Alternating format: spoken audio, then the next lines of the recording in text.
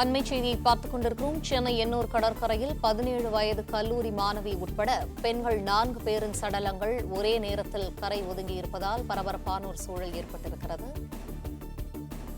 விரிவான தகவல்களை செய்தியாளர் சரவணன் வழங்க கேட்போம். சரவணன், விவரங்கள்.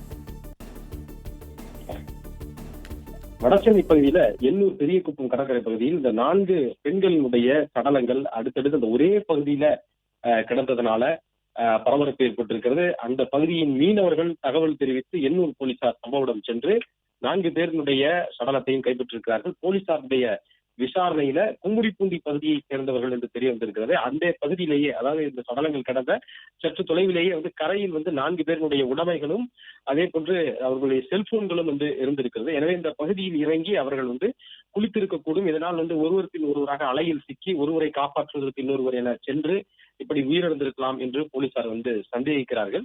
உயிரிழந்தவர்கள்ல தேவகி செல்வம் என்ற ஒரு 30 வயது மதிக்கத்தக்க பெண். இவர் கும்மிடிப்பூண்டி இலங்கை அகதிகள் முகாமிலே வசிக்கக்கூடிய பெண். அதே போன்று பவானி என்ற ஒரு பெண், 17 வயதான காயத்ரி என்ற ஒரு சிறுமி. இந்த 3 பேரும் அந்த பகுதியில ஒரு ஜவுளி கடையில, கும்மிடிப்பூண்டியில ஒரு ஜவுளி கடையில பணிபுரிந்து வந்திருக்கிறார்கள். அதே போன்று ஷாலினி என்ற ஒரு பெண் கும்மிடிப்பூண்டியில கல்லூரி மாணவி.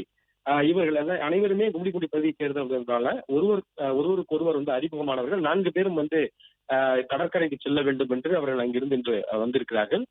இந்த இடத்துல பொறுத்தளவு இந்த உயிரிழந்து கிடந்த இடத்துல எப்பொழுதுமே ஆழமான பகுதி, பொதுமக்கள் யாரும் செல்ல வேண்டாம் என்று எச்சரிக்கை எப்பொழுதுமே இருக்கக்கூடிய ஒரு பகுதி தான்.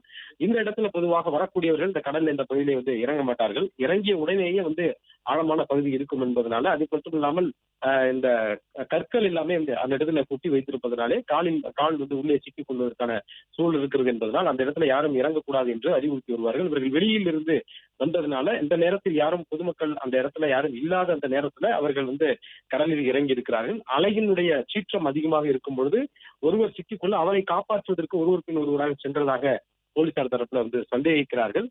இவர்கள் தண்ணீரில் மூழ்கி அடித்துச் செல்லப்பட்டு அந்த கற்களில் அவர்களுடைய சடலங்கள் எல்லாம் மோதியதால உடலெல்லாம் சிராய்ப்பு காயங்கள் ஏற்பட்டிருக்கலாம் என்றும் போலீசார் சந்தேகிக்கிறார்கள். என்ற பொழுதும் இந்த பிரேத பரிசோதனை மேற்கொண்ட பிறகுதான் இவர்கள் தண்ணீரில் மூழ்கி உயிரிழந்தார்களா என்பதை குறித்து அறிவியல் ரீதியாக உறுதியாக தெரிவிக்க முடியும் என்பதனால பிணக்கூறாய்வுக்காக ஸ்டான்லி அரசு மருத்துவமனைக்கு அங்கிருந்து போலீசார் அனுப்பி வைத்திருக்கிறார்கள். எண்ணூர் போலீசார் இந்த சம்பவம் குறித்து வழக்கு பதிவு செய்து விசாரித்து வருகிறார்கள். வேறு யாரேனும் இவர்களுடன் வந்தார்களா என்பது குறித்தும் போலீசார் விசாரணை மேற்கொண்டு வருகின்றனர். பிளே ஸ்டோர் மற்றும் ஆப் ஸ்டோரில் இருந்து பாலிமர் செயலியை QR கோடு மூலம் பதிவிறக்கம் செய்யுங்கள். செய்திகளை உடனுக்குடன் பெறுங்கள்.